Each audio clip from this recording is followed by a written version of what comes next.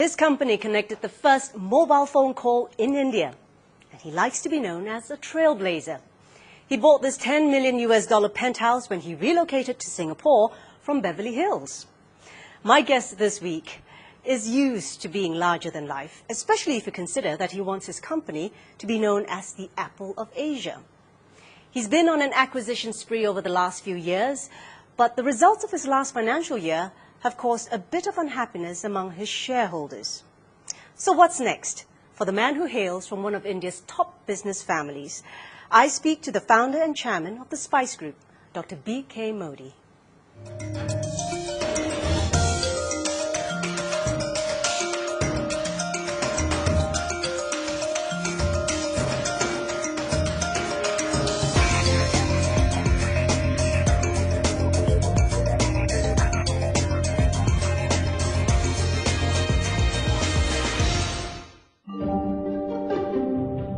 Dr. B.K. Modi is not one to shy away from publicity. His reputation precedes him. He's partial to the unconventional, has a taste for expensive homes, and a knack for spotting new businesses. His company, Spice Global, is a telecommunication and entertainment conglomerate with subsidiaries in India, Singapore, Thailand, Malaysia, and Indonesia. His father, Gujamal Modi, was a nationalist who founded one of India's largest industrial conglomerates, the Modi Group. But B.K. Modi is vehement about creating his own business empire his way. Dr. B.K. Modi, chairman of the Spice Group, thank you for joining me here on Powerlist Asia. Thank you. Let's talk first about how you have scored several firsts in your career. You were there with the first photocopier machine together with Xerox, the first mobile phone plant with Alcatel, the first cellular service with Telstra Australia. So the partnerships aside, let's just focus on this penchant that you have to walk down this road less traveled. I think I always feel that technology is a great equalizer. I think it's a shame that we have these two different worlds which are being divided because of technological gap. So we have digital divides, we have automation divide. So we have all these divides. So it's not that the people are not productive or they cannot compete. It's because of the tools they have in hands are not sufficient. So I think it's time that we bring this equalization of fact. But you certainly see yourself as that bridge. Yeah, I like to do whatever I can because I think as a businessman, it's my passion to bring technology in the hands of the youth. Good. And you saw it necessary to partner with big names. You had Xerox, Alcatel, Telstra. Yet you were also a person without a track record at that time. So how did you get these big names and the big boys to bank on you? I think if I look at my first collaboration, which was Xerox, I remember going to the president, Peter McCullough at that time, and he said, we want to come to India, but we don't know how. So I told them that, you have to partner with somebody who knows India. So initially you start something, prove it, it works, prove people want copiers. We did copy shops, we did a lot of seminars to convert people from stencil to plain paper copy. And as we saw the market getting created, and as they got convinced, then we moved into the main projects. Initially I was after them, later on they were after me. And of course in the 90s there was still that debate of whether the mobile business will really take off, and yet you went full on into it. So what gave you that confidence? No, I think what was happening in that time was that countries like India had a very bad fixed line system also. So there was a very spent-up demand on the fixed line. You used to wait for 2 months to get a phone connection. So we thought that we can jump the technology. So we don't have to first put the whole fixed line system and then go to mobile. Let we jump the system and go straight to mobile. And today, if you see, we have mobile connection, which is connecting nearly 75% of India. You've also been dubbed a futurepreneur, as opposed to an entrepreneur. So what crystal ball do you look at? I want to see what's in future. And I go and see what's happening in the world wherever it is. Previously, people used to keep technology to themselves. Today, with the people like Android, Facebook, Twitter, all these new companies, they want to make the technology free. I think Google was the first company, I would say, who changed the rules of the game. It's a very open technology. So I think today the industry leaders, the young leaders, are also in the world are changing the way they do business. They are not trying to control technology. They are driven by money, but they are also driven by the fact that if they can work as one world, and people around the world have same needs, then they don't need to segment the markets. Their thinking is to service the 7 billion people of the world, not a particular nations. How do you dream these dreams? I don't dream it. I do daydreaming as this because I travel a lot. I go around the world. I don't normally stay in one place more than 2-3 days. And when I travel, I see things happening in different parts of the world. And I see the demand in different parts of the world. So I connect what I see in one part of the world, which I find will be useful in other part of the world. That's why I live in places where things are happening. Like Singapore? Like Singapore. After the break, Dr. Modi addresses the $100 million loss for his company in the last financial year, when they were caught wrong-footed by a sea change in technology. I've seen these things happening. So it's not first time for me, it's the third time for me.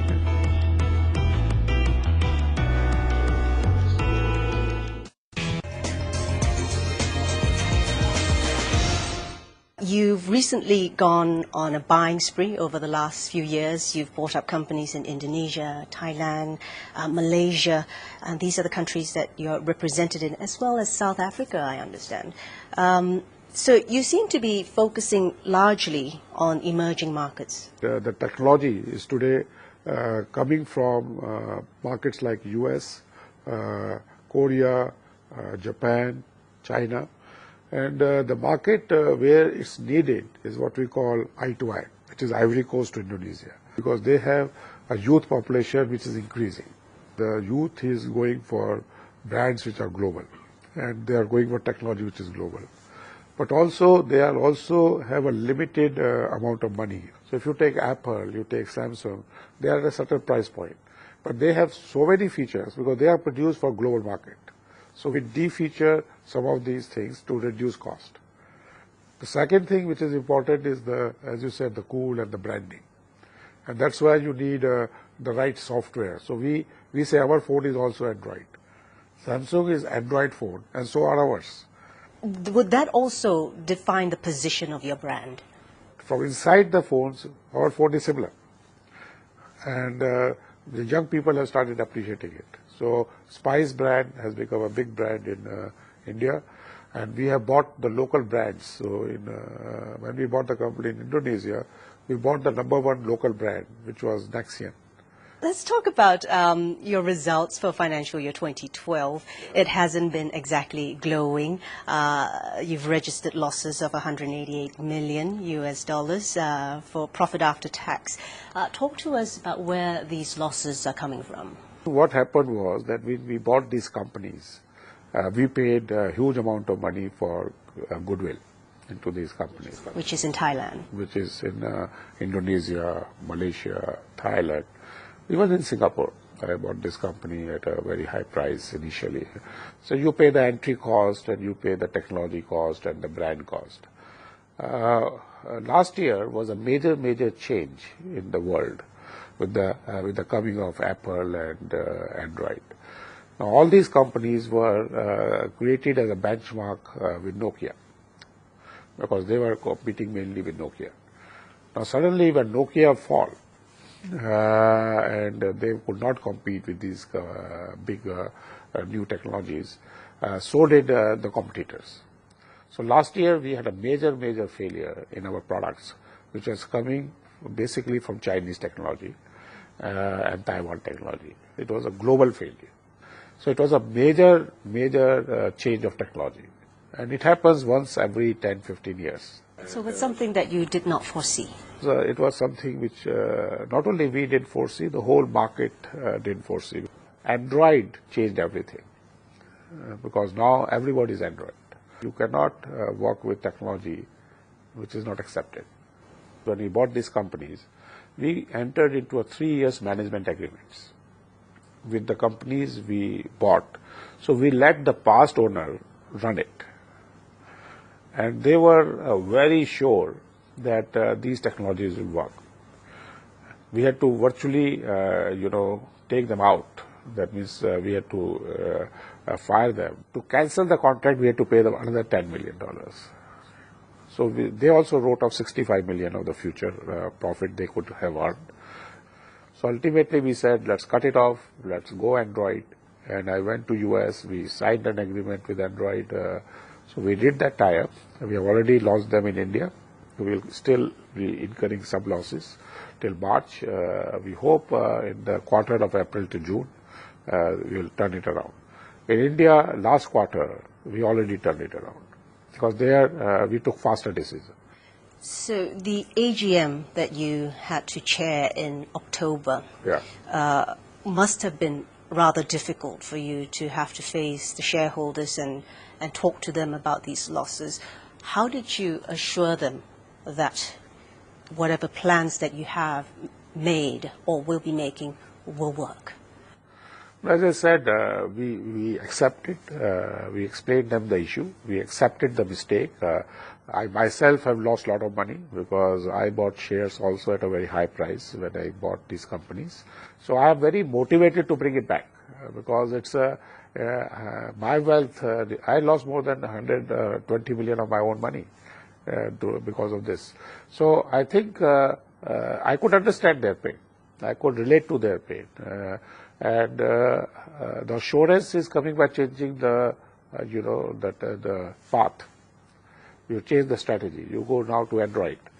And as I said, we have already turned it around in India, and there is no reason we cannot do it here.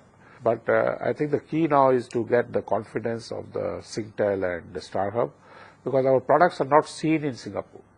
So why isn't Singtel and StarHub using your products then? I think they are just waiting and watching.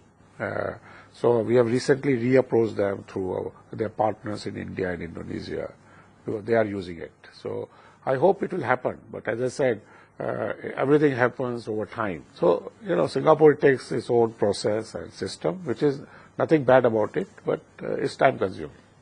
And is that how you run business most of the time? It's a waiting game.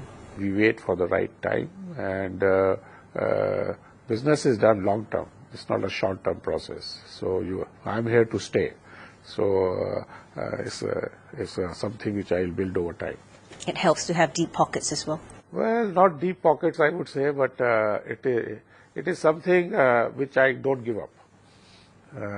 So if I don't take a no, I just keep persisting, and that's how I got all the multinationals in the past to India, and that's how I will pursue my journey in Singapore. Why are you made this way? Why do you think you have this personality that refuses to take no for an answer? I've been always fearless in my life. I have always chartered into new course. I love that, and a no is for me not a no. A no for me is that I need to work harder, and the no can easily be converted to yes. You know how women says no in the beginning. I'll take your word for that. All right. Would you say that this financial year 2012 was probably one of your lowest points in your career? Well, I have seen these things because it happens in technology. We were the first one to enter computers and printers, and that was a big failure because when the copier industry went down and the printers came and the computer industry changed with PCs and all that. So when the technology changes, these things happen. It also happened in telecom and mobile service when 3G came and 2G went out. So whenever there is a technology switch takes place, I've seen these things happening. So it's not first time for me, it's a third time for me. It happened in office automation, it happened in 2G, 3G, and now it's happening in mobile internet. So It is a painful process, but we are not giving up. I fired 65,000 people because I go in an industry, but that industry is not forever. You have to change.